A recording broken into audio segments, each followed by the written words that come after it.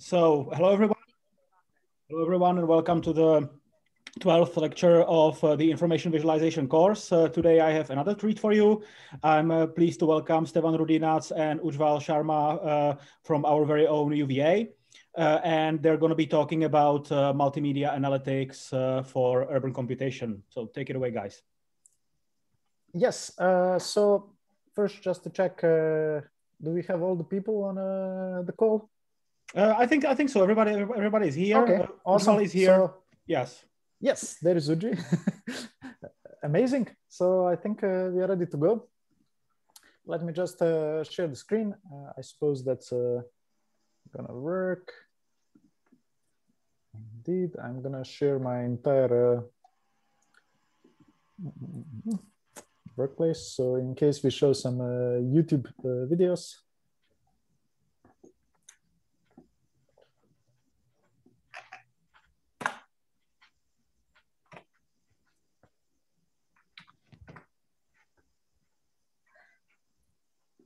Amazing. So I think we are ready to start.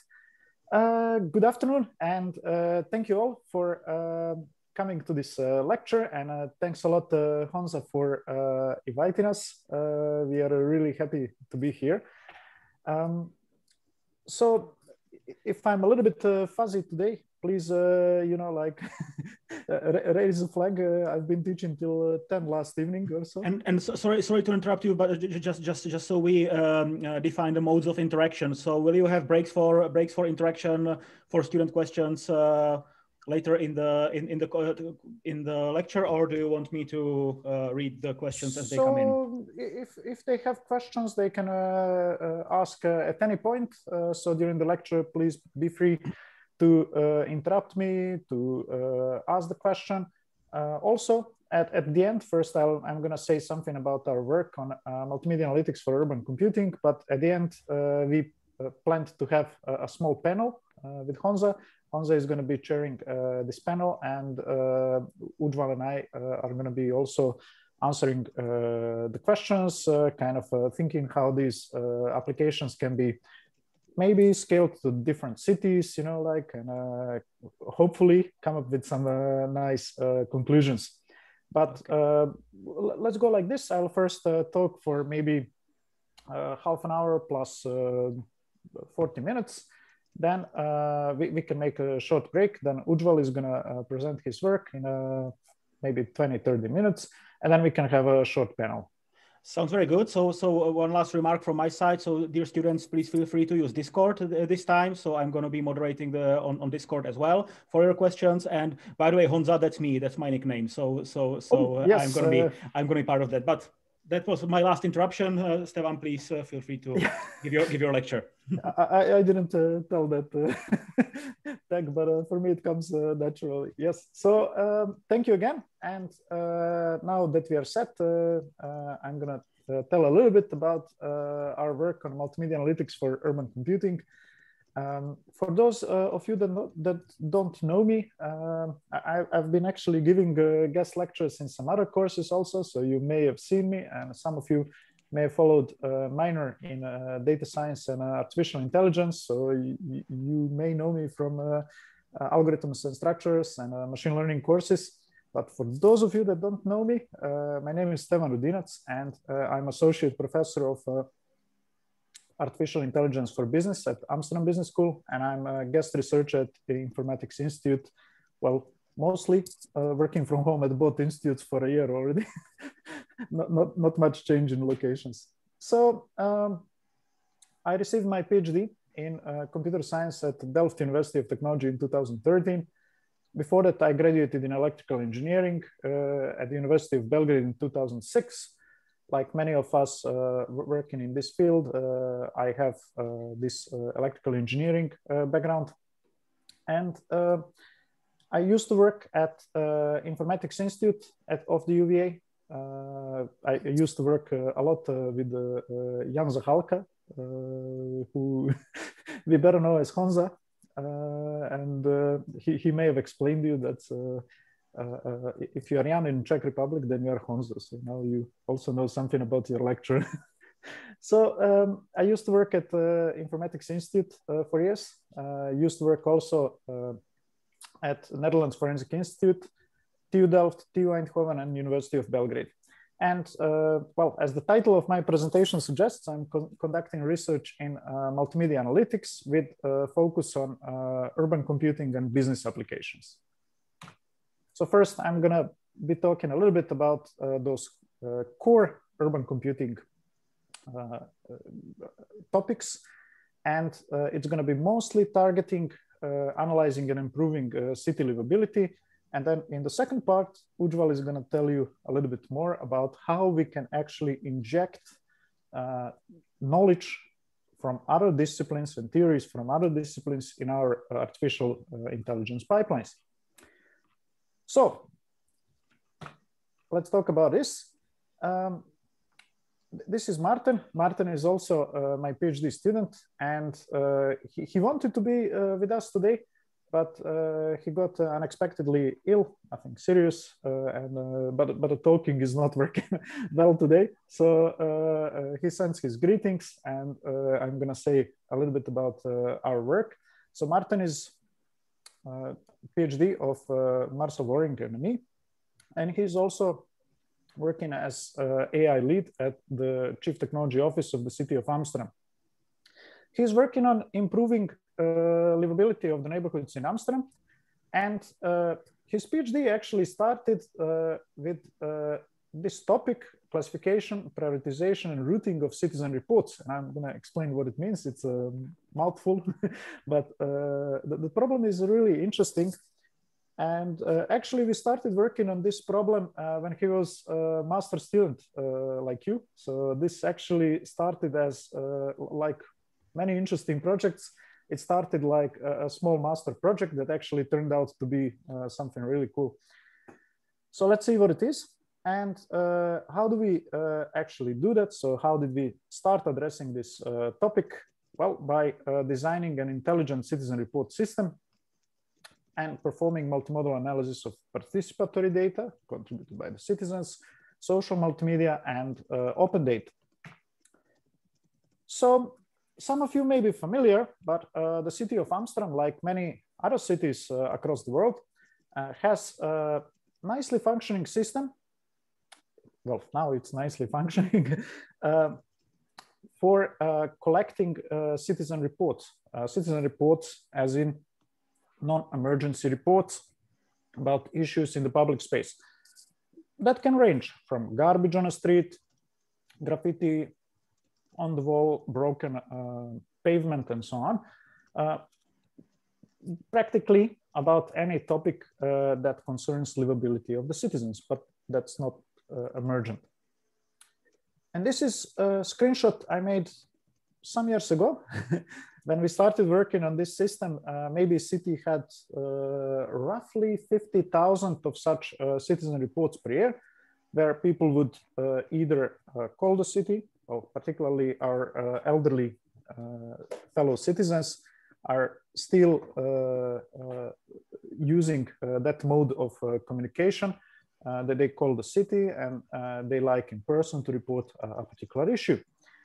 Then it's possible to do via a specially designated website of the city, via mobile app, and also via social media by using specific hashtags. City is constantly monitoring, WebPeer teams are actually constantly monitoring those specific hashtags and collecting information about the issues. So I mentioned that when we started working on this problem, there were roughly 50,000 issues per year. But the city was concerned. They knew that there are much more issues, and at some point, article in the news also appeared that was doubting whether the system is functioning well and so on. So Martin was a master student at the time. The city started doing a project with us. Okay, can we improve this system and let the people first easily report issues, and second, can we make sure that those issues are properly classified, routed, and the priority is determined so that the city can address them within 3 days. It's a really kind of a complex operation. City has 60 approximately departments, So it's very easy actually to misroute that kind of report. So why is it happening? Well, citizens are often unaware what kind of categories of issues exist, and often within a city, people are also not aware what each individual department is doing. Yeah. So after we actually did this redesign of the system, well, the number of issues grew, and that's really interesting. That's considered as a success because this, people started reporting more. They noticed that something is happening, that issues are getting resolved faster. And by the time I made this screenshot, I think there were 173,000 issues per year reported, and now it's probably several 100,000. Yes. So how does it look? Well, yeah, you can visit the website of the city, and you can write a location or just place it on a map. You can describe what is it about, and you can also give a timestamp and provide an image. This is particularly important because we know actually that this visual modality is very powerful, and that it's for the citizens actually very convenient to report issues that way. So we were already anticipating in the beginning, when Martin was just a master student, this visual modality wasn't used that much, and people were not providing as many images, but we were really anticipating, this is going to become more and more important because it's very easy just to capture an image with the phone and upload it instead of describing in length what's going on. So how does it normally look? So this is not the actual report. For privacy reasons, it's never shown. This is just a small example Martin made for our paper. So this is how it looks approximately. If you can see it here, this is a bike wreck. It's a broken bicycle that's potentially being chained to a wall somewhere. And the disturbed citizen is reporting, well, it's still here. So this text can actually suggest that a person already reported this issue, and a person is probably impatient. Okay, it's still there, so why is it not removed? You know, and this is a timestamp, location, and the goal is to assign this report to urban micro event, as we call it, bicycle wreckage. So why do we call it micro event? Well, we started addressing this with the idea that lots of micro events happen in the city all the time. And why do we call them micro events? Well, because they can have a very small scale. A particular event, like this bicycle, for example, creates these small ripples on the surface of the city, as we imagine it, that may be affecting a single person, several people, or sometimes even an entire neighborhood or entire city, but it can be very small, and particularly small scale events are particularly difficult to detect, and we wanted to focus on these.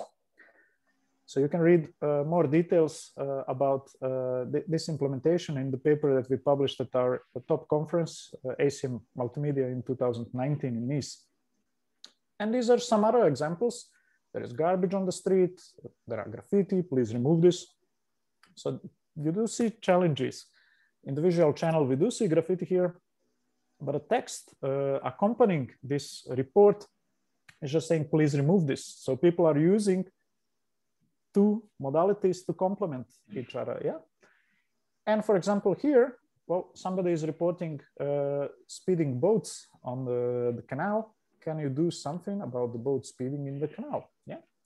So basically, we have many different modalities, and then we were thinking, what kind of features can we extract from it? How can we analyze it? And you've probably already had the course of my colleague Pascal Mattes.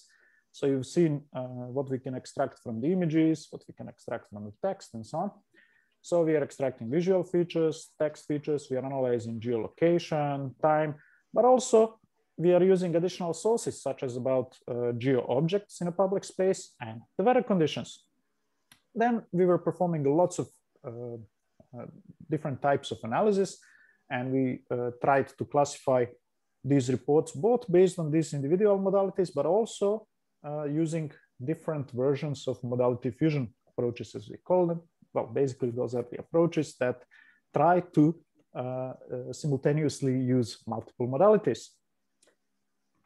And the output is to classify these issues in, the goal is to classify, so it's a classification task, basically, to assign automatically, or at least to suggest, actually, in interface, it's working as a suggestion to the user, category of the issue, and the main categories being garbage, nuisance, maintenance, to very fine-grained categories of complaints, such as bulky waste, speeding boats, broken sidewalk, and so on and so on. And this is actually simply to show you, you do not have to look at this graph in too much detail.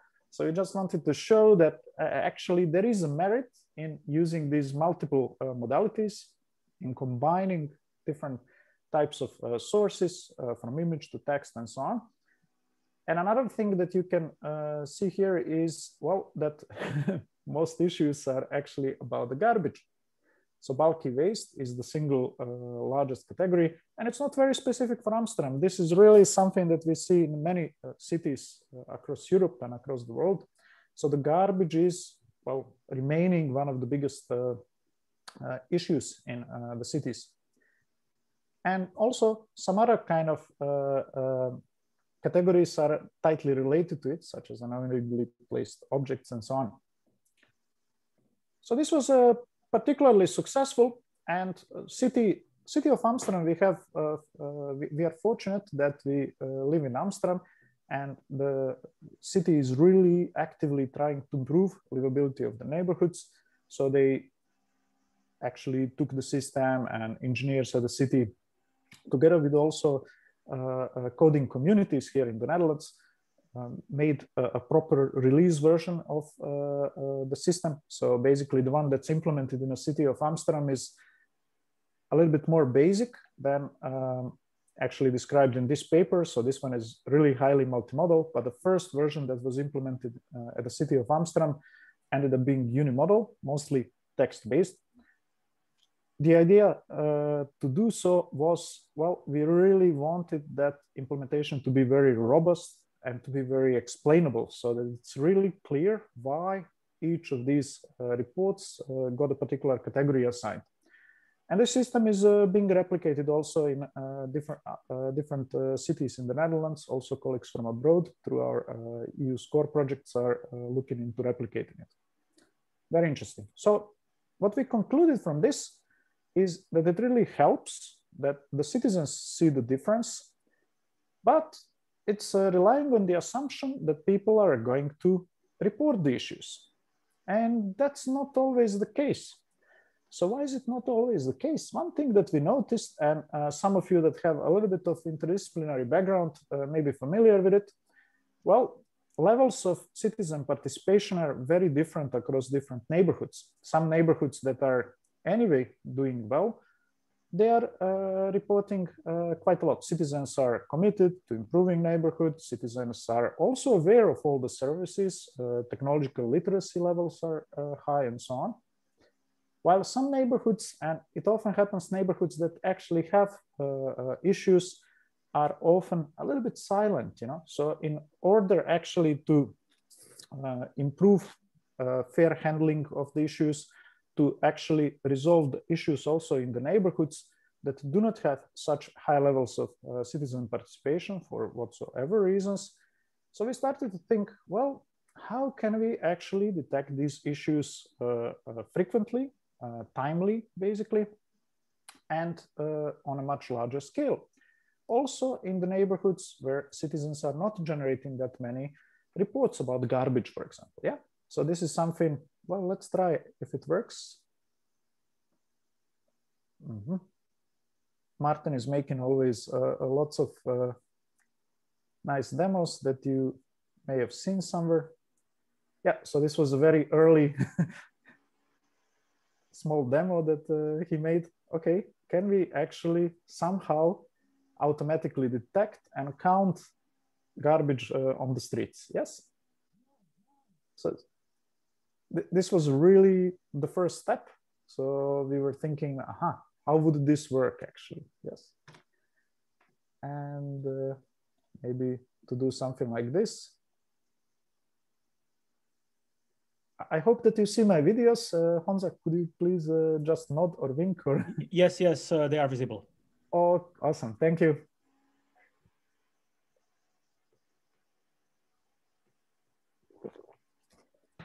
So why is this important? Well, we did notice that this garbage is the single largest category of issues in Amsterdam. And let me see how I'm doing the time. Very good. We started thinking, can we do something with it? And can we actually detect it timely? Maybe no, in real time, where all the garbage in the city is, and send the trucks, different services basically, and companies to collect it before it becomes issue for the citizens.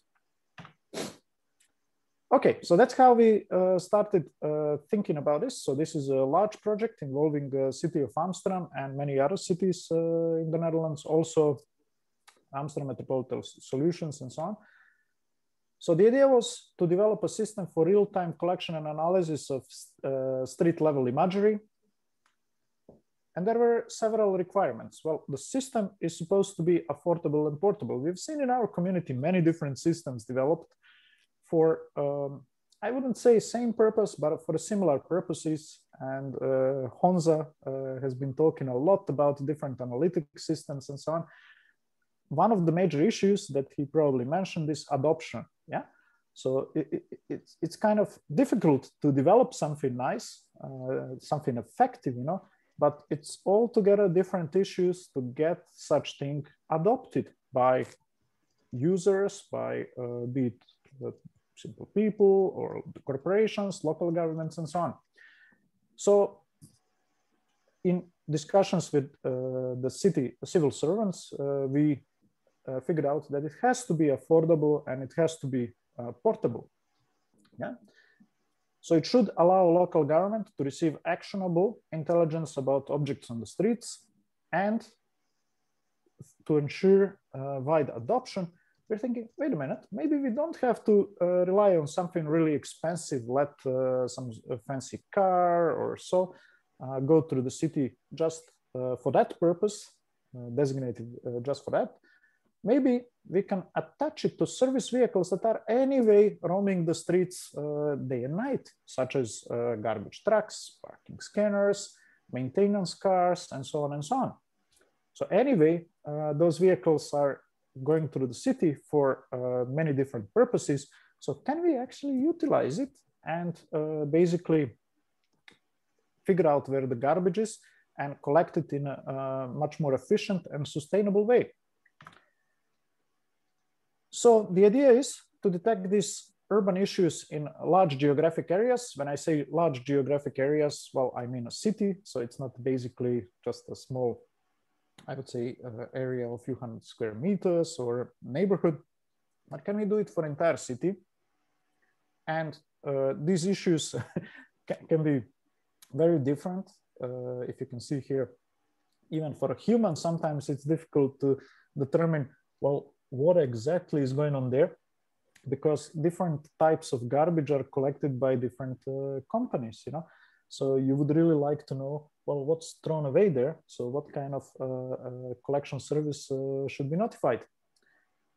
And then can we actually create this real-time map of the issues in the city that would tell civil servants, aha, this is what's going on. And this is what you can use for example, optimization purposes later on to plan the collection. So can I ask one question here? Yeah, definitely. Hi, Asif. Hi. So I was wondering, like, how it's gonna impact the privacy? Yeah, right. I'll mention it just in a few slides. So we have a block here. And I can mention it just in 2 minutes. Is it okay? Right. Sure. Thanks. Yes, it's if you just wait for a second, I'm gonna call you when we come there. Is it good? Yeah, that's a very important concern. And another requirement was, well, that you can see it here also.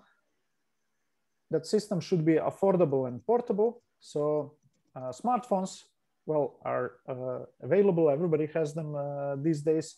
Cameras are getting better and better. Cameras are actually amazing. And basically that they can be attached to any mode of transportation, bikes in Amsterdam, trucks, and all sorts of service vehicles. So we really wanted to make something that can be used on the smartphones. Okay, so Asif, are you there? Can I call you again? Yes, yes, I'm here. Hi. Sorry, Yeah. just wanted to say that slide. So we are anyway coming to this one. So that's why I said. So basically, once the frames are recorded actually by whatever vehicle this smartphone is attached. So once the vehicle starts moving, it's made such that it starts automatically recording. Well, not everything is streamed to the processing servers. So privacy filters are applied.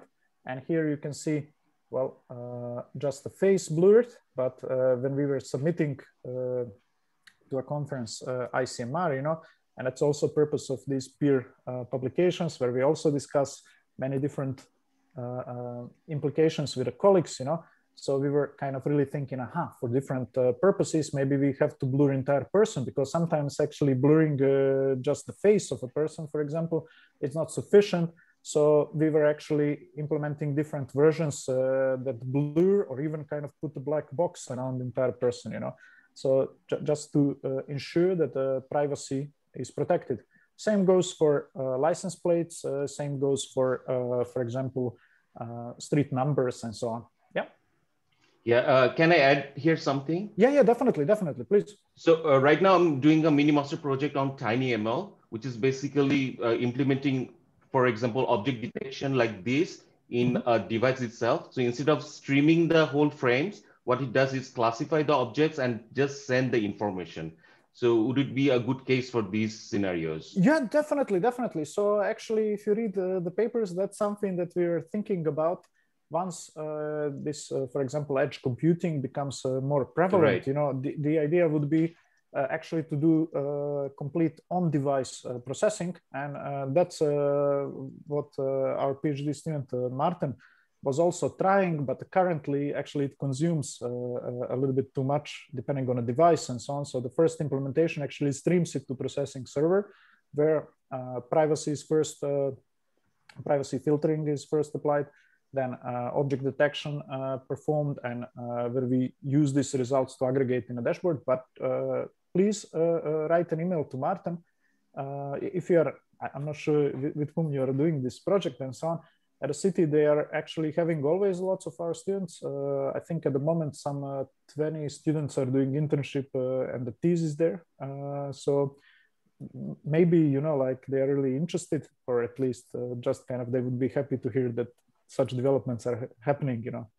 That's good to know. I'll definitely get in touch. Thank you. Yes, so this is Martin. I didn't put his email, but if you click on any of these papers, you can find his contacts. Links are there, so you can actually just kind of write him an email and you know, say that you are doing it, because that's definitely relevant. And we were thinking, well, in some near future, I think that's also going to be something where not only this, but many other applications are going to be moving. Right, that's also very cost effective. Sorry to interrupt. I thought no, this is awesome. This is awesome. I didn't mention it. So good that you mentioned it. So this is just one possible implementation, but we were actually thinking in a foreseeable future, in a very near future, you know, like we should probably move in that direction as well. Yes. Thank you. Especially because these devices, you know, are normally attached to a vehicle. So you can basically charge them, you know, like, so there is no battery issue unless it's on a bicycle, you know, but even for that, we could figure out something, yeah. Does this kind of answer a little bit question? Or? Definitely, yes, thanks. Thank you. So how does it look? Well, given these streaming clients, and these streaming clients, as we just discussed, can be attached to many different types of vehicles. Well, it's going to a distribution service where anonymization is done. privacy basically is being protected in different ways. And I'm going to show a small demo where you can see a little bit more information about it. And objects are detected. Well, objects categories that are interesting for a city, Finnish Sun.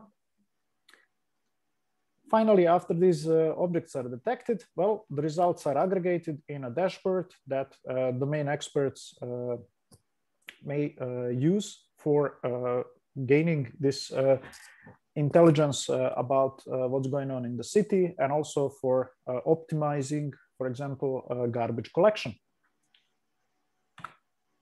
Okay, so I'm gonna try to play a demo. Hopefully, I'm gonna have to share the sound as well. Just a second.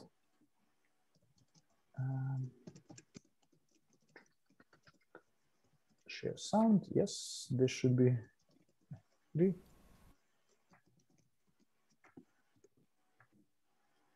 In this video, we present the Object Detection Kit, an open source framework that collects and analyzes real-time street level imagery, providing the computer vision research community with real-world data and at the same time providing real-time actionable intelligence for local governments.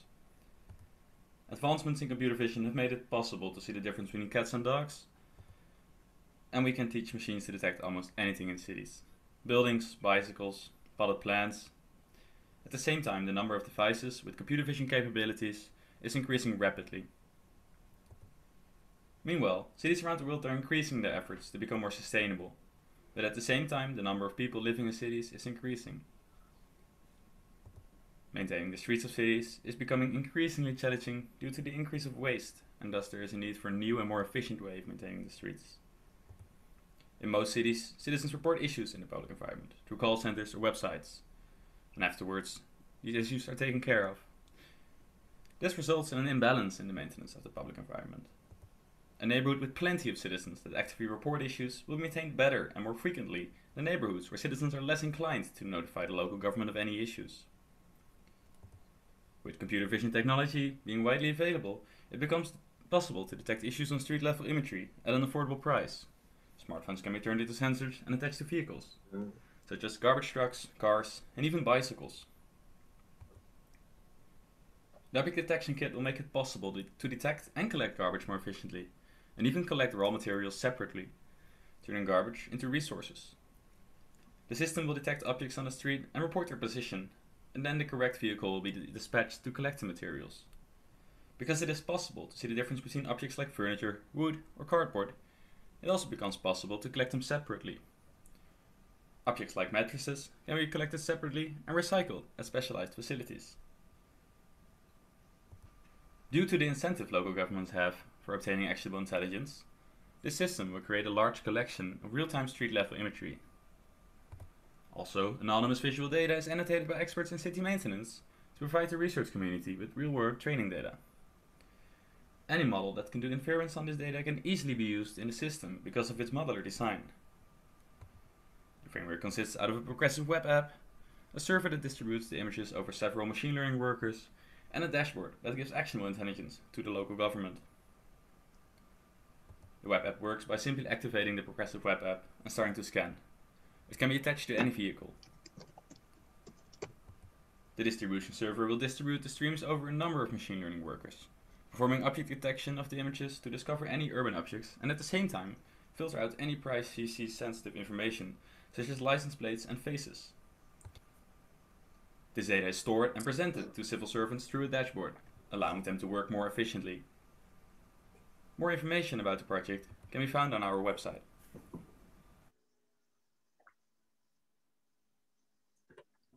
Okay. I hope that this makes it a little bit more clear. And Asif just wanted to mention again, you've probably seen, I don't know if it was visible in the demo, but there are different anonymization options available, you know, like from blurring just the face to blurring entire figure of a person. And also there is another one that's not shown in the demo, you know, with completely covering it with, for example, black rectangle. Yes, good. And just wanted to mention, actually, this was a demo that we made for a European conference on computer vision that was held in 2020. That was, if I can remember, August. It's hard to keep track now that everything is online. And the demo was selected for top 3 demos at the conference last summer. So it was really nice that, and also if you see the other demos, actually, it was very nice to see that the community is also valuing a lot this kind of solutions targeting improvement of livability.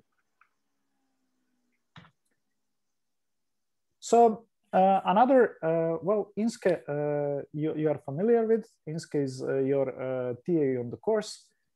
She's also working on multimedia analytics for urban computing, and I wanted just to showcase her project briefly, just to give you an impression of the other topics that we are working on. And Inske is doing her PhD with also Professor Marcel Worringen and me. She's working on developing innovative ways of fusing highly heterogeneous content coming from many different modalities, because our cities are really associated with this wealth of information. So how can we combine it actually? How can we learn and how can we reason based on it? And we are going beyond object action and event detection to understanding complex phenomena such as neighborhood livability, what is it, and urban decay, for example. Yes. So being humans, for us, it's very easy to judge livability of these neighborhoods based on the images, you know. So we can easily kind of reason on how livable or how perhaps safe a particular neighborhood may be, how clean a neighborhood may be. But, you know, can we teach a machine to say something about it? And also, especially because it's a highly dynamic environment. Yeah, can we actually teach the machine to reason about it?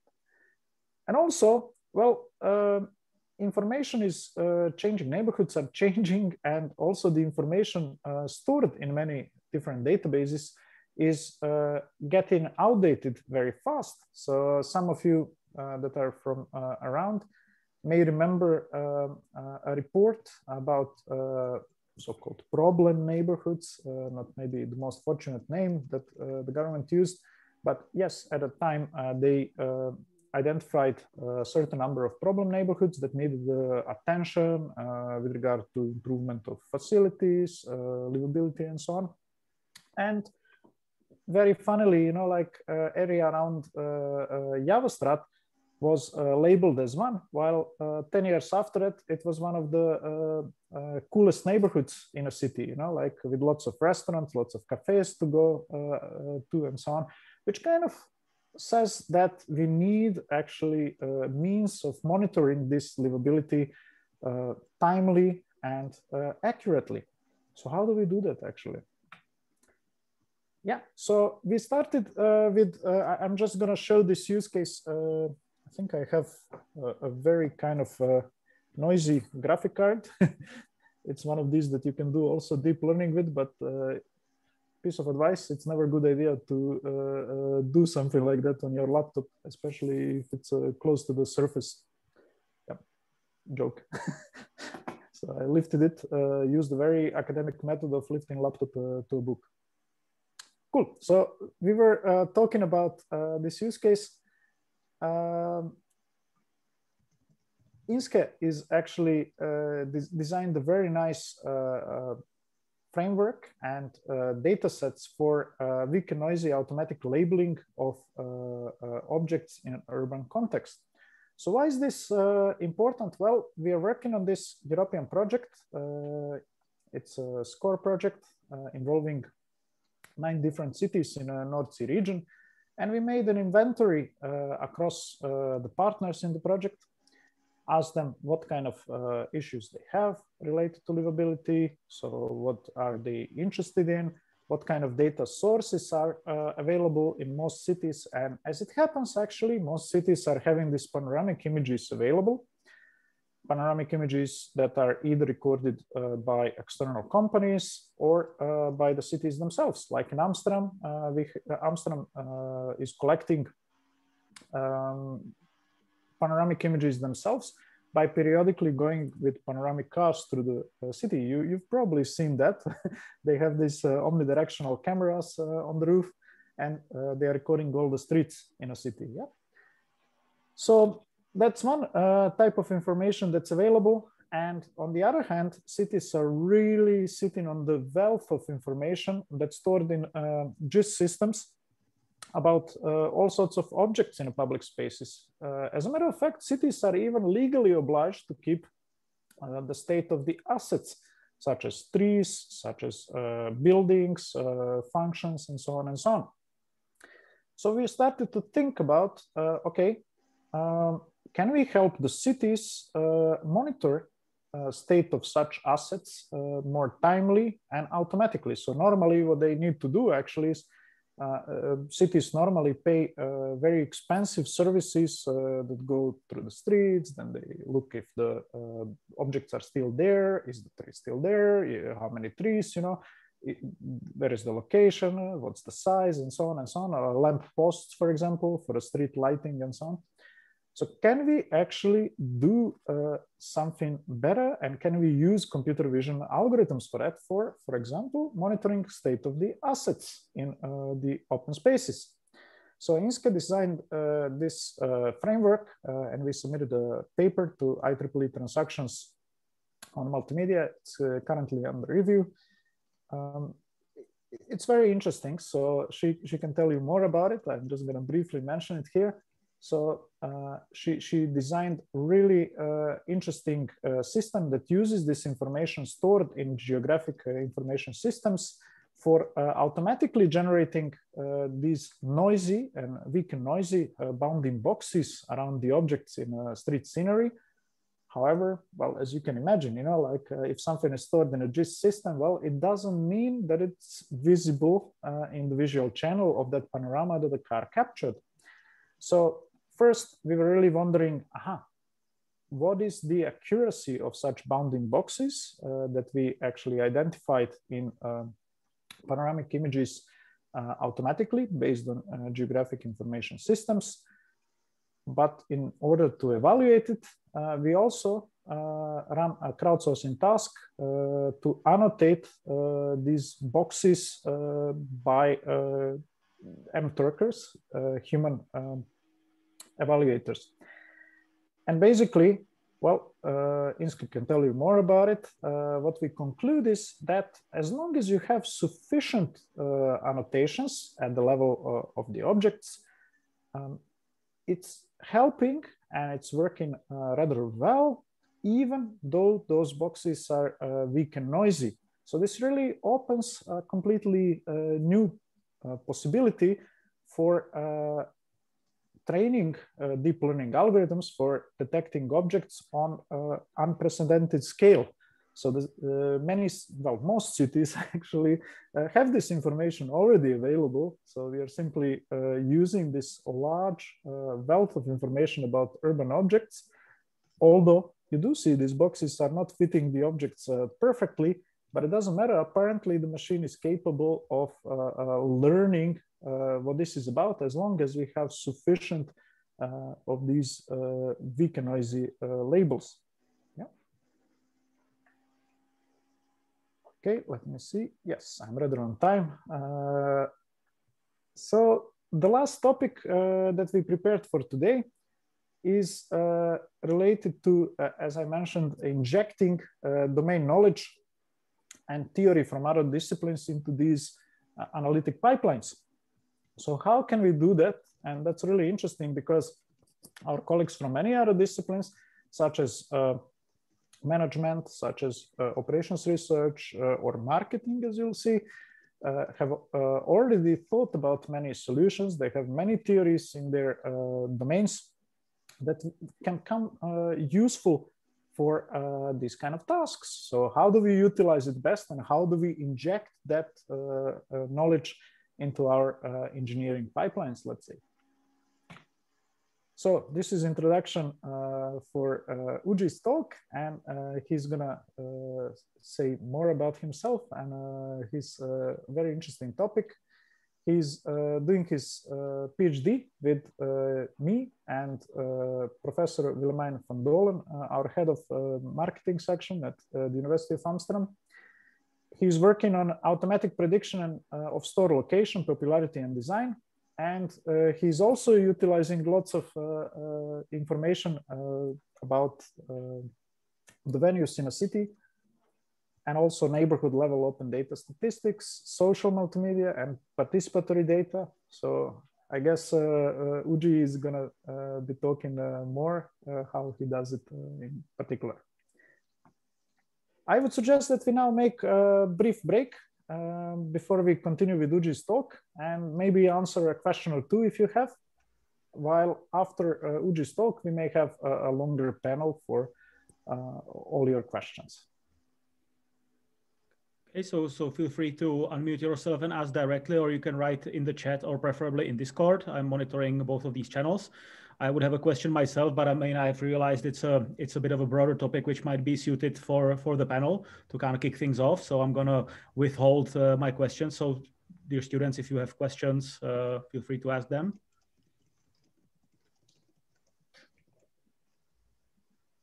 I don't see any question on the Discord or chat or the chat so far.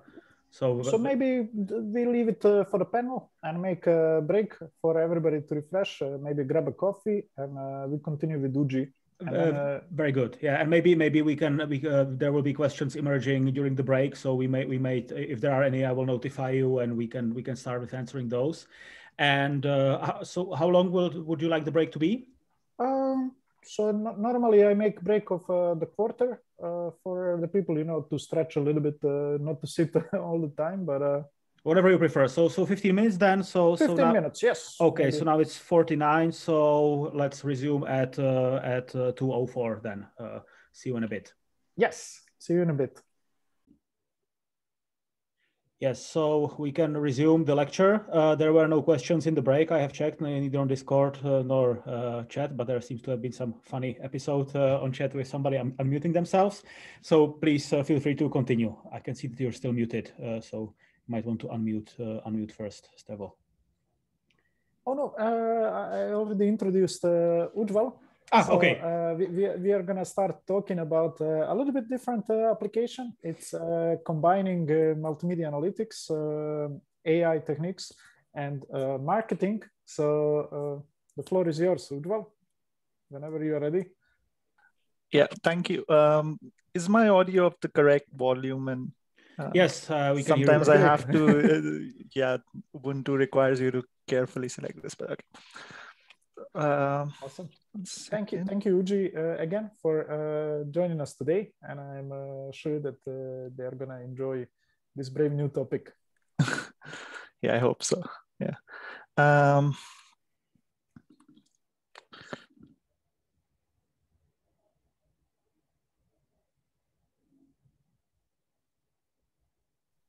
We don't hear you, Ujji. Yes, now you seem to have disappeared. We see the screen, but we don't see or hear you.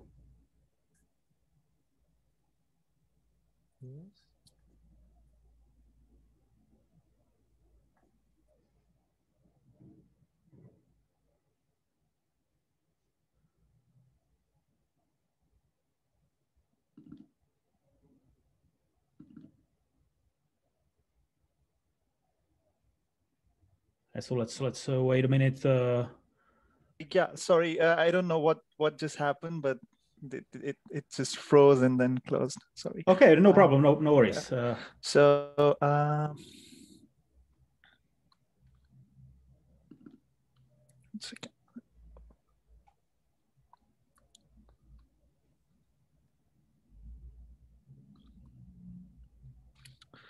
Yeah. So thank you, Jan, for inviting me, and thank you, Stefan, for telling me about this and giving me an opportunity to talk about this work. I'll basically be talking about some work that we presented last year at the European Conference on Information Retrieval. And it does carry a lot of those ideas about taking some domain specific knowledge and embedding it within that framework. But I'll start first by a very brief introduction. My name is Ujjwal Sharma, and as Stevan said, I'm a PhD student at the ABS, where I'm studying confluence of AI and marketing, essentially trying to solve what are very relevant marketing problems, but using new techniques and bringing in a lot more visual and textual data. So it's a mixture of both worlds. And I think somebody was also talking about the fact whether there are any electronics engineers. So I'm gonna add one to that list. I also have a background in electronics engineering, not electricals. I've never really gone beyond power electronics, but yeah, but kind of sort of the same. So I have a background in that kind of study, and then I finished my MSc AI in 2018. After which I've been working on this. Yeah. So as you already know, Stevan, and my other supervisor is from marketing. She's professor of marketing at the ABS. So all of the people that I work to are 50-50 split on both sides. I also wrote this paper with Marcel Waring, who's I think everybody knows who he is at the Informatics Institute, but also Joris, who's again a marketeer and who's been working with social data from social media, but not at the scale that we are trying to do this. So there's a fundamental thing that's quite common when you come into the store, and that's that these fields of study have existed for decades now. Probably there are works on analyzing language in how people talk from the 1960s done for marketing, way before anybody was even talking about deep learning models or BERT or all those kind of ideas. So there is a lot of knowledge present. There are theories that have been proposed that have withstood the test of time, that are still standing, that have been shown to be true with many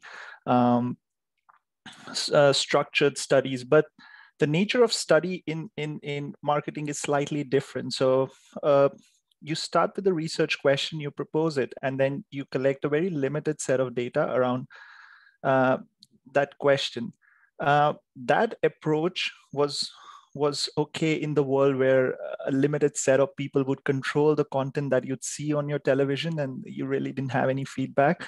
But that paradigm has basically stopped existing. Now you still do see ads, but most of your information now comes from user-generated content. It comes from Instagram, it comes from Facebook, it comes from very specific travel-related platforms like TripAdvisor.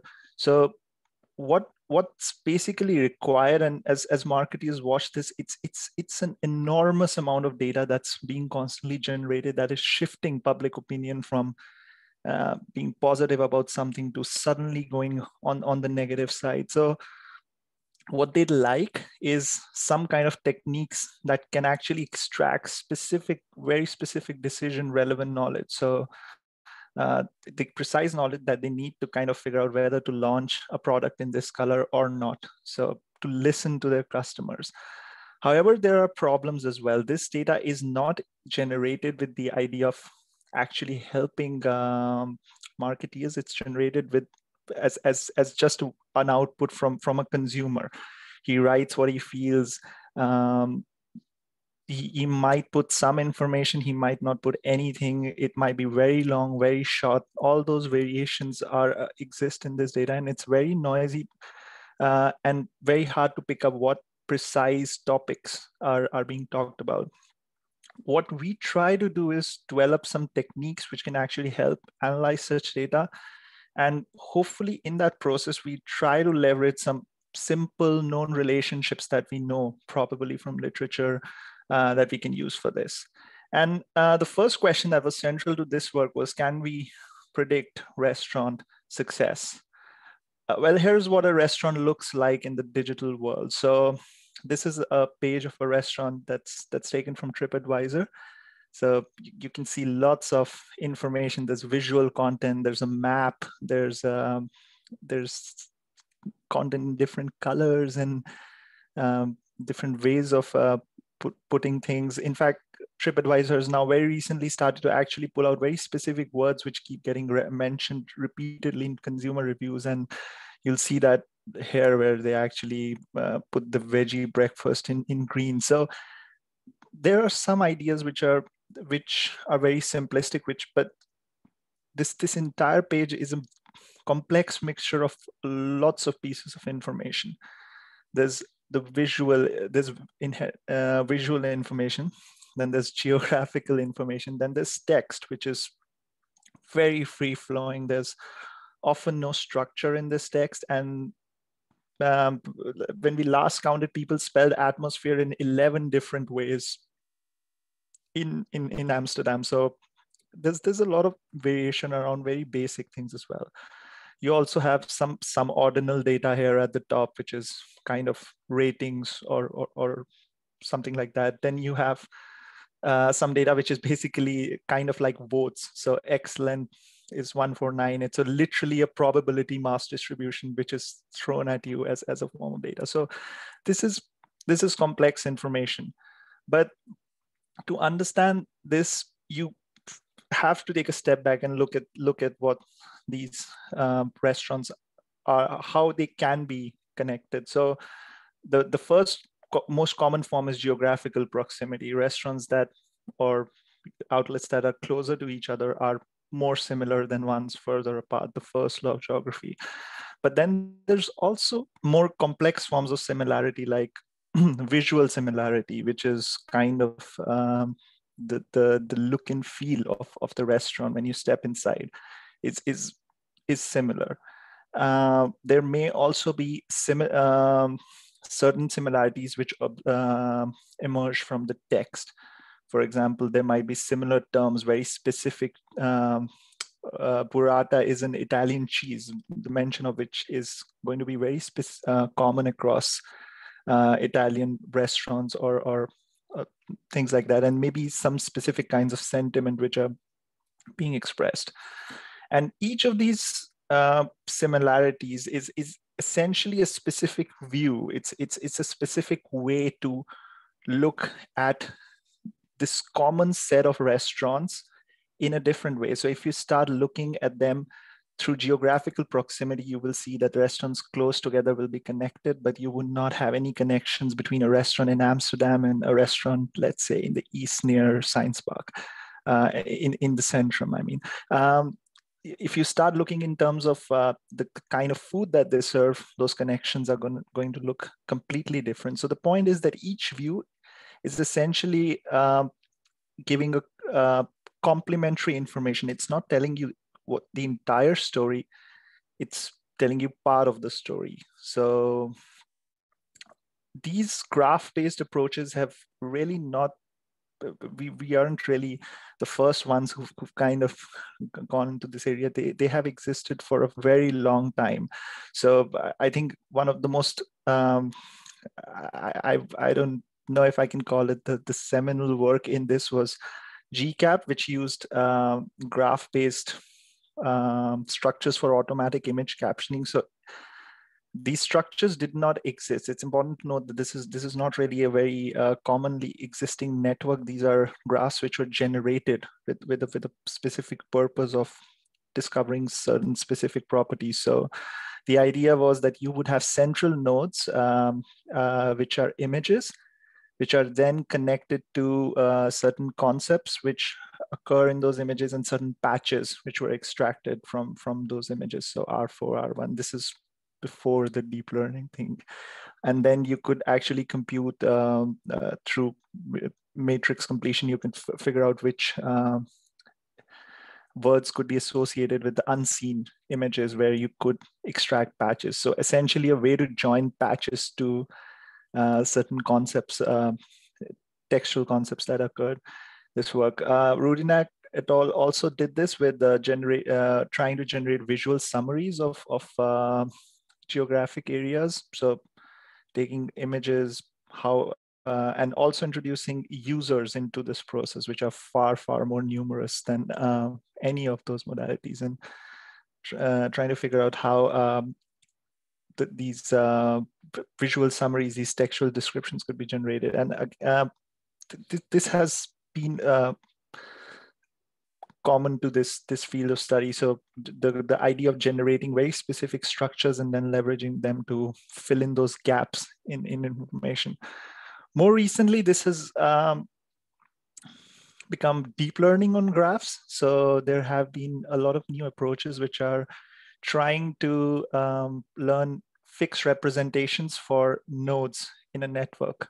So DeepWalk, I believe, is probably the oldest work here, and which uses random walks over the network and then optimizes a scriptgram objective to learn fixed representation. So you should see that nodes which are connected to each other are closer together in this projection. I believe it's Disney, but yeah, in this projection.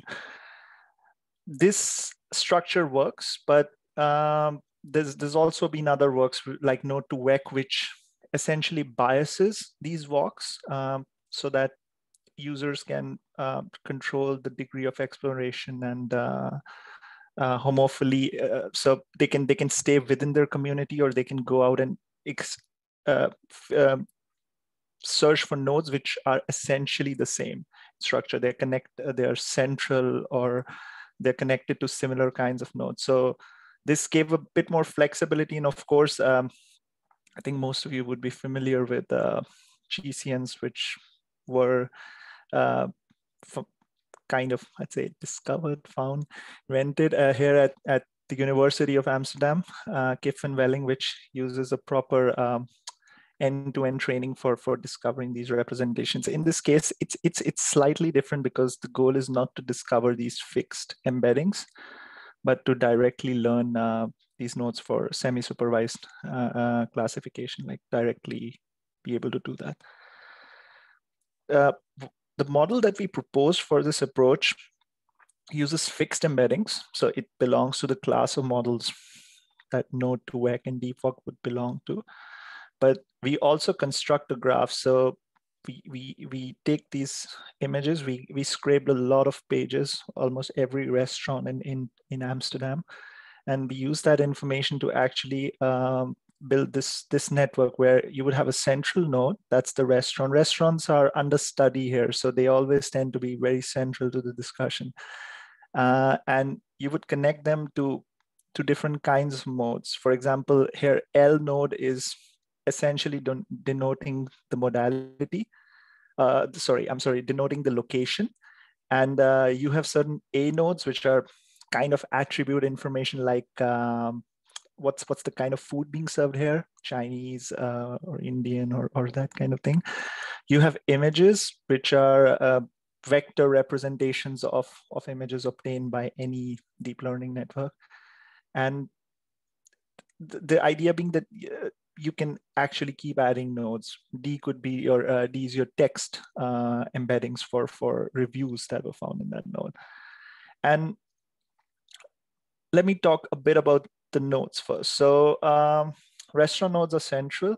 You also have categorical attribute nodes. So basically, if you have a specific cuisine, meal feature, you could add that. Features are things like wheelchair friendly, has Wi-Fi. We try to find a means to include all of that into this graph. For location, we split up the city into grid and try to allocate the idea of the grid to the restaurant. So similar restaurants, if they were within that same grid, would share the location. Image features and user review features are basically embeddings for text and visual data, and users are also in this network. If a user visits more than one restaurant, which is not very commonly the case, because it's not that frequent that somebody would go to 2 restaurants and then post a review and we'd be able to track them by their user ID. But if that happens, we do join them as well. So this is essentially what the network ends up looking like. We have certain restaurant nodes again central. We create those structures.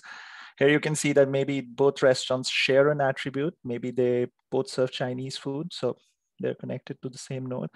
But in the dotted lines, you'll see some additional linkages that we add, and these are basically linkages based on semantics. So for certain pieces of information like text embeddings or visual embeddings, we can reasonably compute certain similarity measures. So we can find out how similar one set of embedding is to another. And we introduce, we connect every embedding with its 5 nearest neighbors. So it's a way of introducing this adaptive links between different pieces of information between modalities where we can compute this measure. For categorical nodes, you will see that that's really not possible, because at this point, we don't have a way to compare how similar Chinese is to Turkish, or how similar, let's say, a wheelchair-friendly restaurant is to a Wi-Fi, a restaurant that has Wi-Fi. So those relations are not introduced. Location, again, can be there's a similarity metric that can figure out how similar locations are. But this still poses a problem, because this network is still starting to look like the GCAP network, but it still doesn't have any semantics. How do we specifically introduce information that we know? So recently, metapaths have become popular as a means of injecting semantics very specifically in networks that are heterogeneous. So networks where there are more than one kind of node. So you would not necessarily see the point of metapaths in a user network, but they start making more sense when you start talking about networks where you have users, you have entities, you have restaurants, you have very different kind of things connected there. And if you tend to take methods, for example, node2vec, which are inherently designed for homogeneous networks, those random walks start becoming meaningless very soon. So all those semantics just get mixed up. It's one big pile of embeddings with really no specific relations between them. What metapath does is that rather it specifies a path over the network schema. So rather than say that just keep going, moving randomly in the network from node to node, it starts saying that move from a restaurant to a cuisine to a restaurant. So it kind of specifies which kind of relationships we are interested in discovering. So what we can do is we can ask marketeers whether what kind of relationships they're concerned. And there's tons of theory. There's theory that suggests that restaurants that are similar tend to agglomerate in space. So they tend to kind of stay together because they benefit from each other, people, when the other restaurant draws people to itself. So it kind of becomes, there's some significant theory about how it increases the consideration set, but the point is it's good.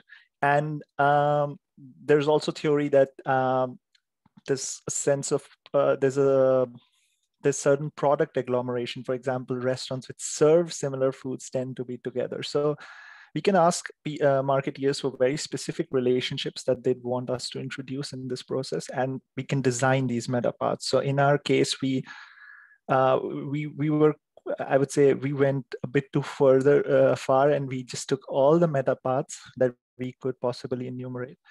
But it can be chosen, and those individual metapaths can be inspected. I'll detail that and how.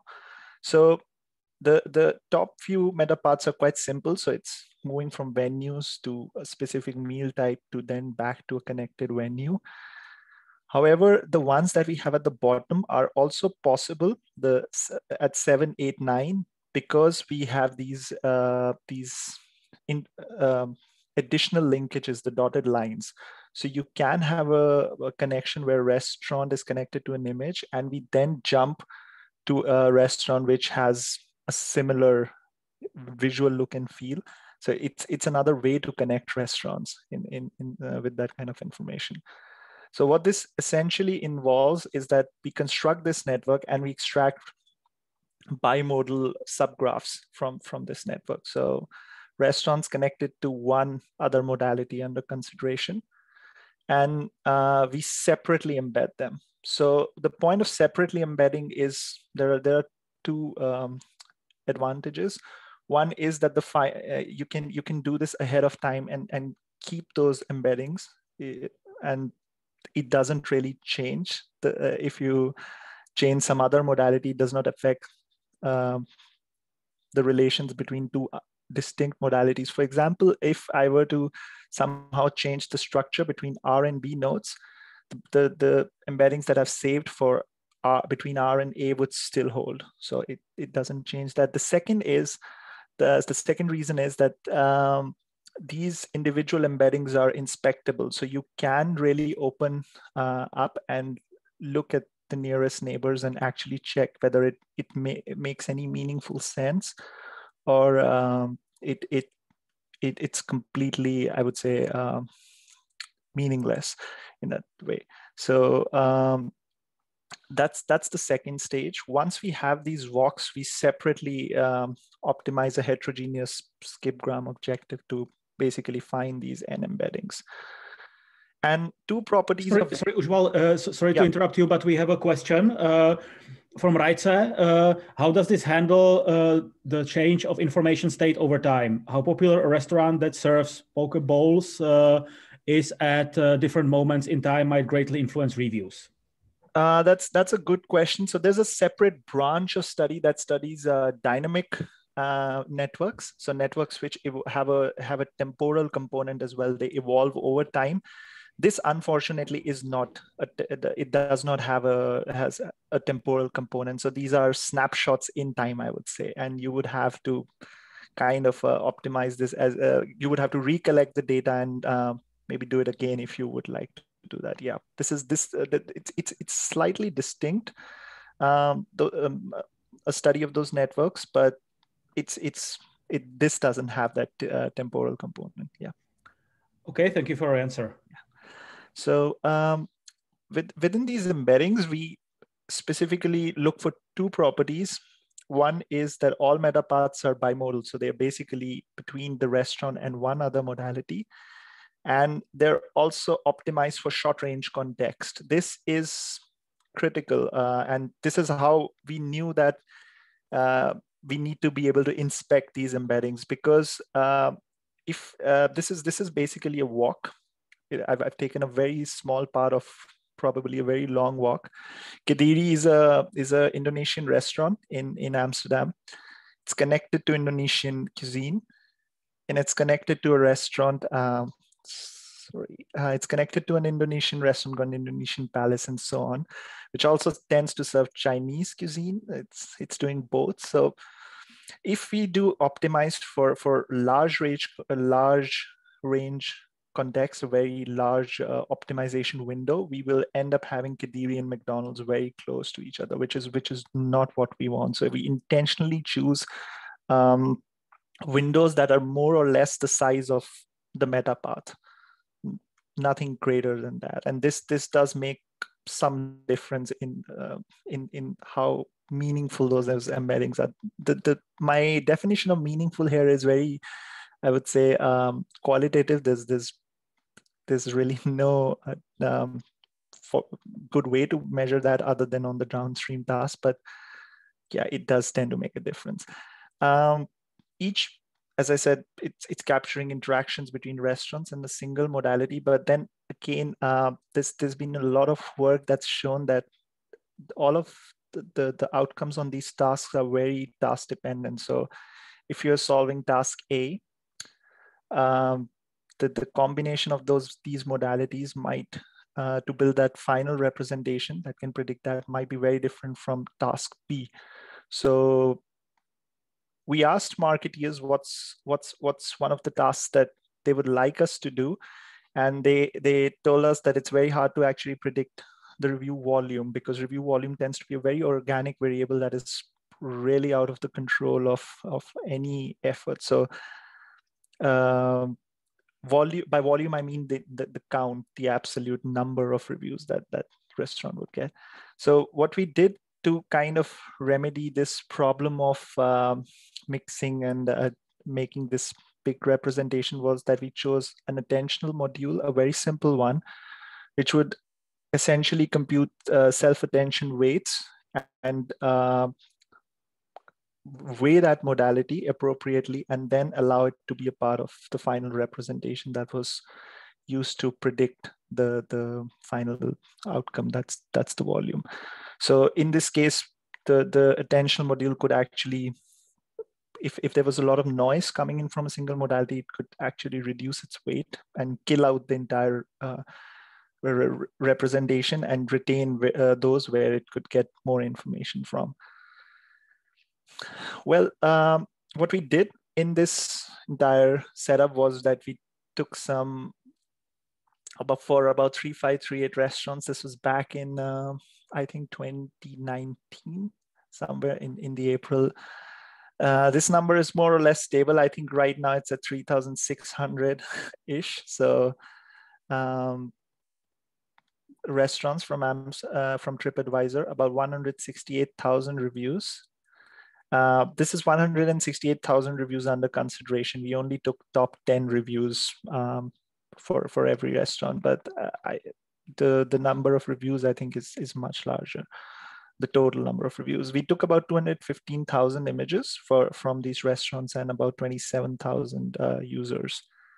And yeah, we just did those random walks. I think you'll find more details in the paper, but this is basically 80 walks per node with a length of 80, and we embedded them to 48-dimensional vectors. And we evaluated this by testing on the total count of reviews. So in terms of results, single modalities are strong. That's it really depends. So among the simplest meta paths, you'll see that facilities has a very strong influence on figuring out the volume, probably because it has a lot of information that can separate out good and bad restaurants. For example, there are restaurants which have these features like Wi-Fi, etc., which are more frequented for some reason, and people tend to write about them more. Categorical attributes are consistently stronger because they are less in number. So they actually allow the similar restaurants to move around them. What we found in this result was also that complex modalities like visual features or location are weaker simply because they're more in number, and they vastly exceed the number of restaurants. So the restaurants aren't really getting similar to each other in any way. It's not bringing them closer, but it's just letting them stay where they are, and there's really no information in those modalities. We tried a very simple technique first with just concatenating those, so equal weight to every modality. That gave us about 0.62 as the R-squared coefficient of determination, but the attention weighted modality concatenation actually tends to push it up consistently and maintain that. So there is some merit to using these discovering these weights for in a task dependent manner rather than specifying them before you've started solving that problem. Excuse me. So before you move on to the observations, we have another question from El Jansen. Did you manually collect the data from TripAdvisor, and how do you create the meta paths? Who decides which meta paths are relevant? So yeah, the data was collected. I don't know how manually would be described, but we wrote a scraper for that.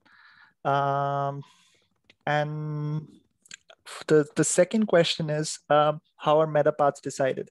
So in this work, they weren't really decided. We kind of took all of them with the hope that the attention would figure out which meta parts to retain and which not to. But ideally, if you have very complex networks, it would be good to ask a domain expert. And that is principally the strength of meta parts, is that they have a very specific semantic meaning.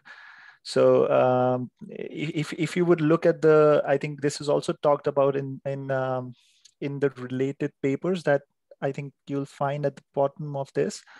So more specifically PathSim, because it kind of introduced these ideas doing similarity searches in heterogeneous networks.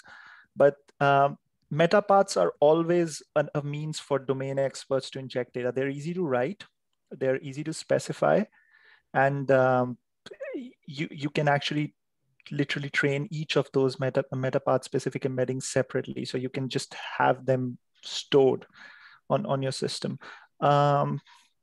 If I may, very briefly, Uji, yeah, please. Stevan here, sorry. Let me just move the gallery.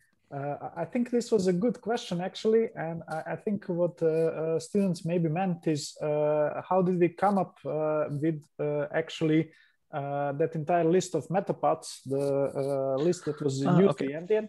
So this was also based on a marketing theory. In the beginning, like we were considering lots of theories such as agglomeration, and based on the knowledge of our colleagues marketeers, Ujjwal incorporated many different metapaths that could be related to those theories. Because maybe you can say something about agglomeration. That's an interesting. Yeah, so I think, the fundamental basis behind, maybe if I can open up those, the fundamental idea behind this is, does the central property here induce agglomeration in these restaurants?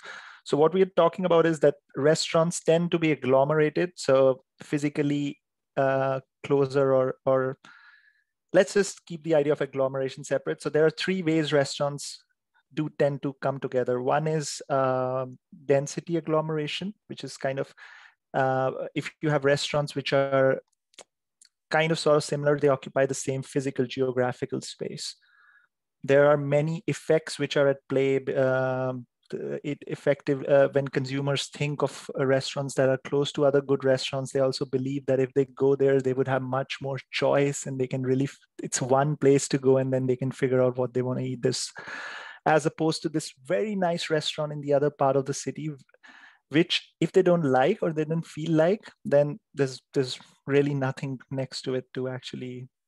So that's the consideration set viewpoint. It tends to increase that. So that's why density is a good idea. Then you also have product agglomeration. So restaurants serving similar items tend to be closer.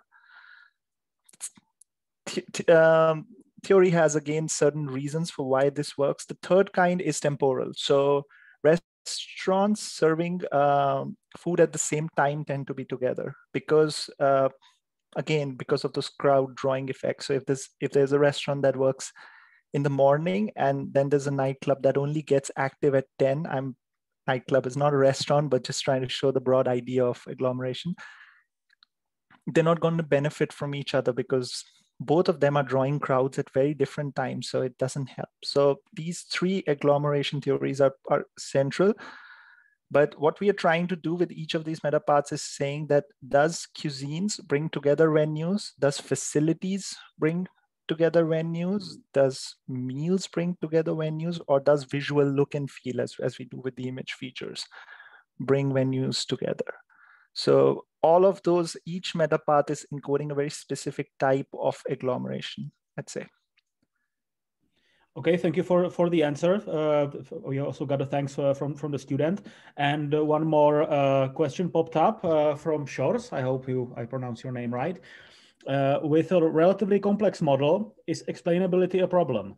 I can imagine that a marketeer would like to know which specific restaurant attributes correlated with higher popularity.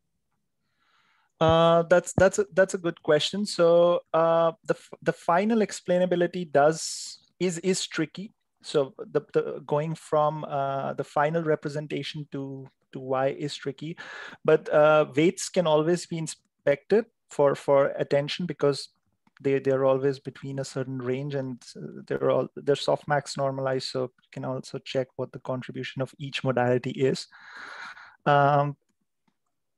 Individual embeddings are also meaningful, so they can be interpreted. But I do understand that the last part is where after they're combined, going from there to Y is a bit tricky, yes.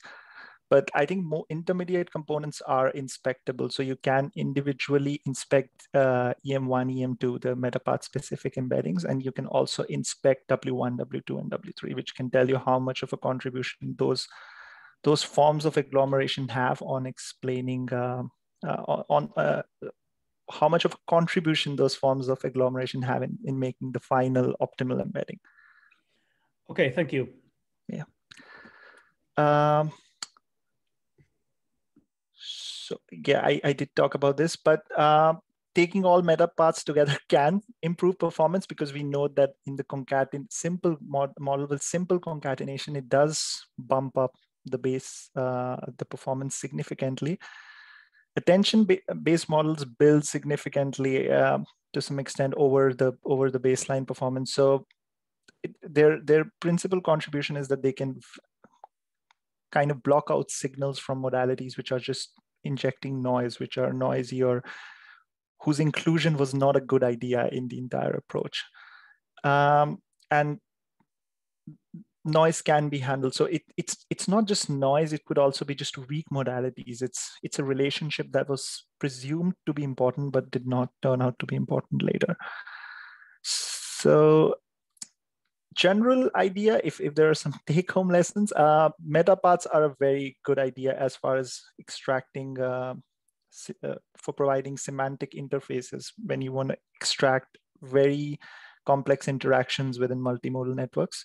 There are some papers very recently, I think probably it was called Are Metaparts Necessary, which was kind of questioning the entire idea that whether we needed metaparts in the first place. But their reasoning was more centered around the fact that in heterogeneous networks, you often tend to never see some nodes because they're connected to just one node, or you would never encounter them. So they could control these walks through the networks and make sure that those nodes are also seen. But as far as semantics are concerned, metaparts are still very meaningful as an interface or as an instrument that you can use to extract very specific interactions. Bimodal embeddings can also capture pairwise interactions, and these are relatively simple. We did not experiment with higher dimensions, but that's because you quickly tend to lose the ability to compare more than 3 modalities or more than 3 pieces, 3 distinct kind of nodes. And fusion of information is, as we showed at the end, it's really necessary. And while I'm here, I'd also like to put in a bit of a plug about what we are trying to do. So we're now also working on visual user-generated content. So these are all the images that I was talking about, but now we have them as it is. And this is a very large and dynamic source of information. So it's much, much larger than what you can possibly get with any kind of surveys, which are very common in marketing, where let's say a data set of 600 would be considered large.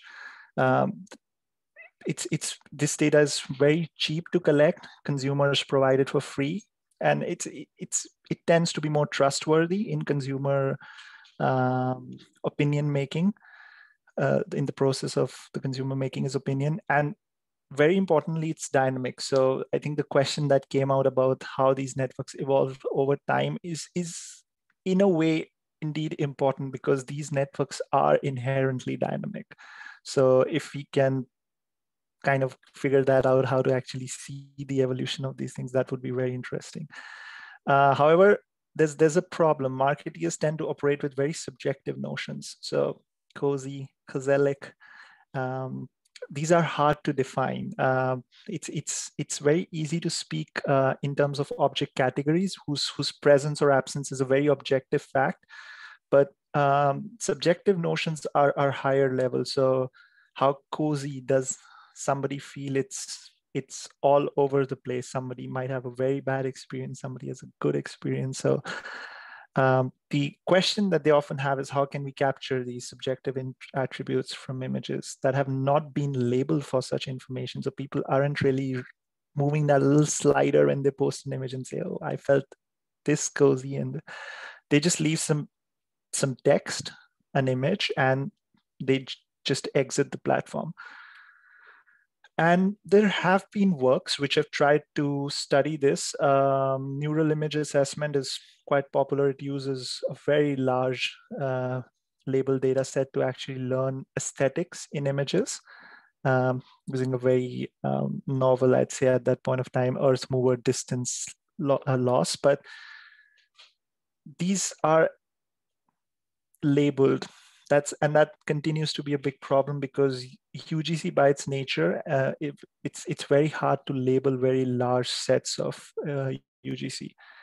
So we often get this question, like, how would you, if presented with two pictures, how would you figure out which is more, let's say, which is more cozy, or which is more, which has better atmospherics, restaurant atmospherics? So you can pick any arbitrary marketing attributes. This is really hard to detect, but this is a lot of potential use cases. For example, a new restaurant owner could actually come look at very representative examples based on the scale and figure out how he wants his restaurant to look.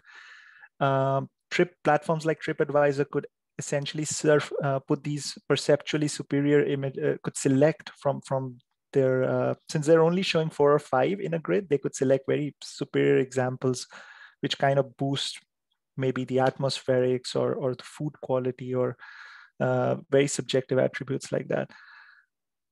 So I just put this in as an example. This is just images from one restaurant. So it has mostly food, but food taken from a lot of different angles.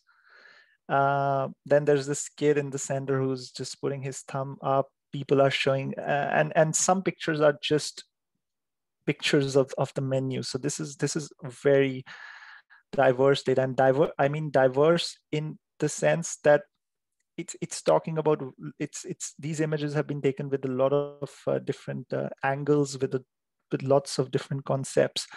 But broadly, when you look at the entire collection, there's very low diversity in terms of object categories. So going beyond a limited set of objects like food plates or people or glasses of beer, you would not see too many object categories.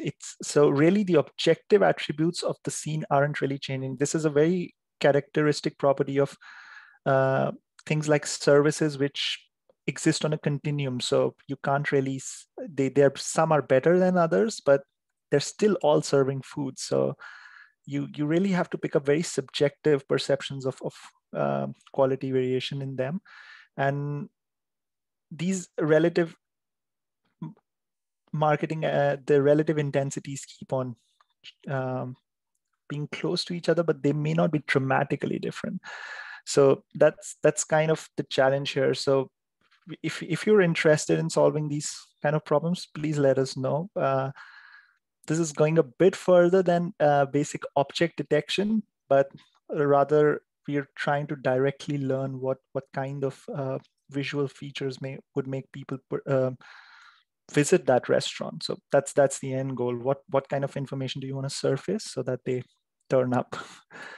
And yeah, if you're interested, or if you'd like to know more, or in general, if you'd like to work, just send me an email. Yep, thank you.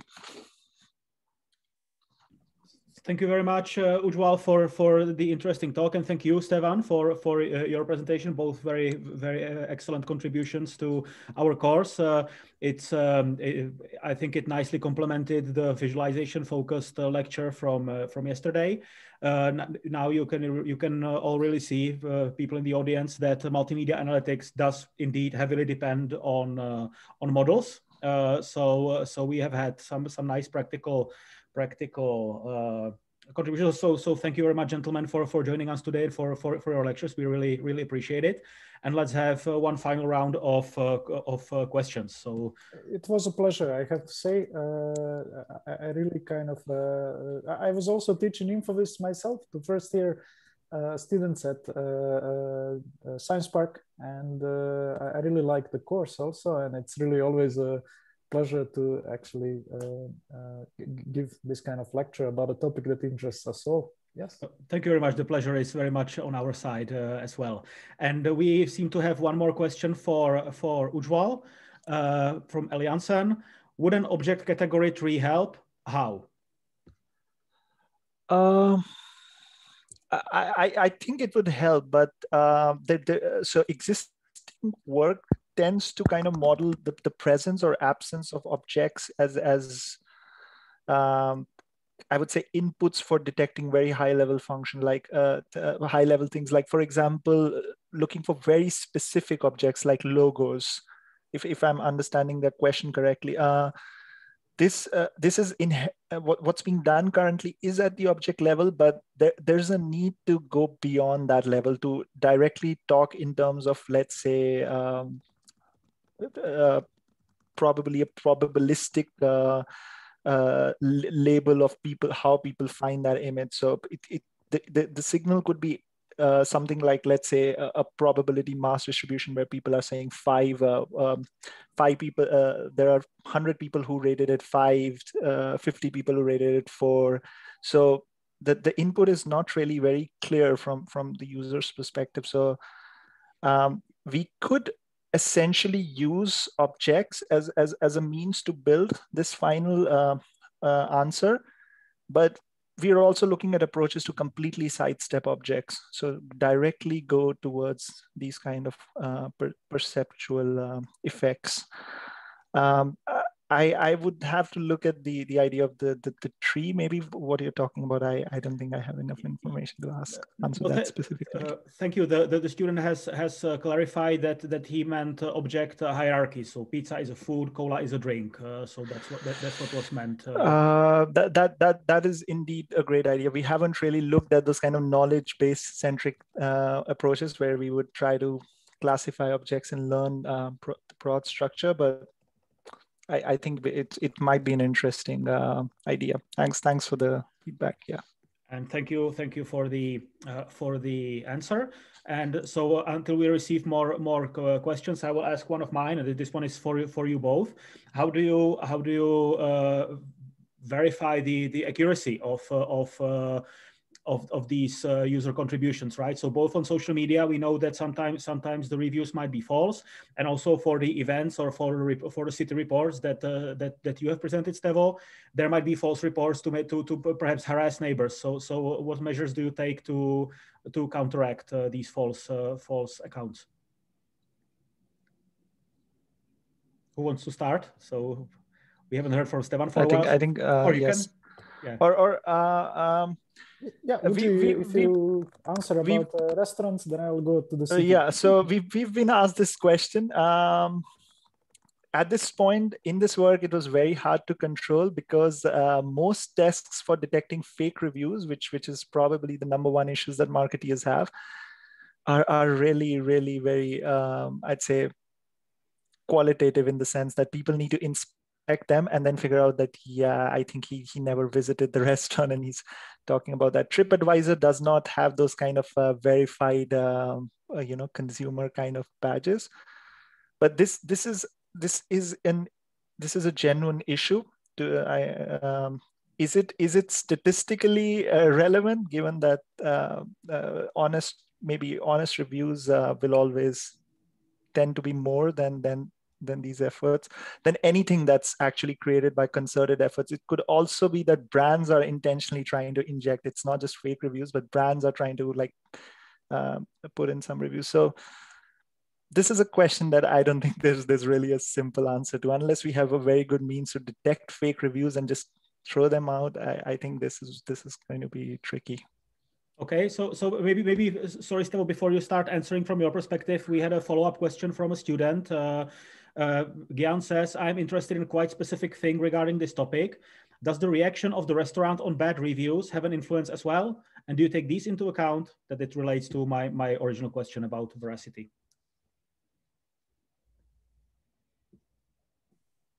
So Ujjwal has frozen. Sorry. I think it cut out in the middle. So does the effect of bad? No, I will reiterate. So does the reaction of the restaurant on bad reviews have an influence as well?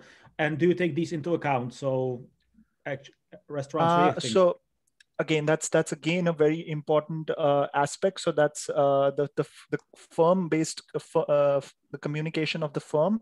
No, we don't take that into effect. Some firms do answer back consumers, but we don't study the effect of how it changes consumer perceptions when a firm does really go back and answer and say, "Oh, we are sorry for the disappointing meal, or thanks." That's again a very interesting direction, but unfortunately not ours at the moment. No problem. Thank you. Yeah. So maybe also about the reports. That's really an excellent question, actually, and it also has some serious implications. Because this is really funny for some types of services, actually, such as boat rides and so on. Cities taking into account number of complaints when issuing licenses. So there have been some signals, let's put it that way, that some even malicious competitors are trying to discredit other companies by generating lots of complaints about them. But the city is really taking it very seriously. So they have also automatic and manual checks. So if you notice, for example, that, well, it's pretty much like what Ujjwal said, and like detecting those malicious reviews in the other disciplines, you could use, well, I kind of wouldn't like to go into detail how you do that for obvious reasons, but taking into account all sorts of metadata, taking into account writing style, taking into account when it was generated, from where it was generated, all sorts of properties that actually suggest that it may be generated by the same party. And some of you may be familiar with such kind of techniques if you've been running also crowdsourcing tasks and so on, to be able to detect parties that kind of generate lots of let's call it low quality actually tasks. And yes, that's something that we've been noticing, and Martin has been analyzing it. We also had a project targeting bulk report detection. So that means, or bundling, let's put it better that way. So which of the reports may be concerning the same micro event. And then for two reasons, yeah, sometimes you would like to bundle them to be able to address them jointly. Maybe there is music from a cafe that's disturbing half of the neighborhood, or maybe there is a problem with, for example, boats that's also disturbing multiple kind of people. So you would like to actually bundle those reports and address them jointly, for example, yeah. But sometimes also for the purpose you mentioned. And also very interesting, actually, observation when it comes to reports. Very early city realized that there are people who generate lots of complaints. And I would say it's very legit, like there were stories about people that were living close to Schiphol, and they were complaining about the noise, and some of them were generating thousands of, some individuals were generating thousands of reports. So the city didn't go about it, okay, this is like somebody who generates lots of reports. Well, they even invited them to data lab of the city. So they really kind of sat with them. They kind of were really inquiring also what is kind of an issue. So how can we try to resolve it? So these people were really constructive, actually, because meaning some people would assume, aha, somebody is generating lots of complaints, so that may be somebody who is, I don't know, spamming the city. No. So that's often, there is often a very legitimate and very kind of useful information there. So these people are really committed to improving something, So the city really kind of worked with them in the teams, trying to see where the issue is, maybe how it can be resolved, how it can be kind of addressed in the future, maybe better communicated, like, because sometimes in some neighborhoods, people have the feeling that something became more of a nuisance, while actually the crowdiness dropped. Like it's in the center of the city. We have this area of the Wallen. And, sorry, Stevo, to interrupt you. We have filled our time limit, so please feel to wrap up your response, and we're gonna conclude the session yes, after that. Yes, just the last word. So sometimes our human perception, you know, like of the environment, doesn't have to be absolutely correct. Like for one of the central campuses in a city, people were feeling that the students are creating more crowd, while that crowd actually decreased, but because there are more tourists in that area, it feels like there is more, you know. So sometimes it's just a matter of, you know, proper communication or proper signaling and so on. So there are many different ways to address it. Let's put it that way. Okay, thanks. But it's definitely being taken into account, which is great to hear. So again, Ujjwal, Stevo, gentlemen, thank you very much for coming. Thank you, students, for coming. And we're going to wrap up the course next Monday with hot topics in InfoVis. See you all very soon. Bye-bye. So, thank you. Thanks a lot for the invitation again. Thanks. Yeah. Our pleasure. Thank you very much again. Thanks.